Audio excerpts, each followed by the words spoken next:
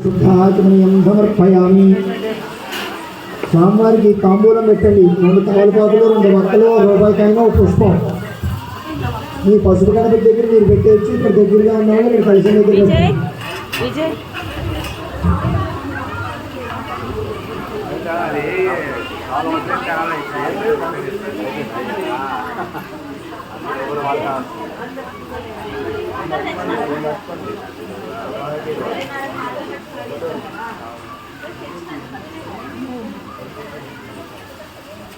గణపతికి చూపించి ఆ కలశం దగ్గర పెట్టండి. మీరు మీ పసుపు గణపతి దగ్గర పెట్టండి చూపించి.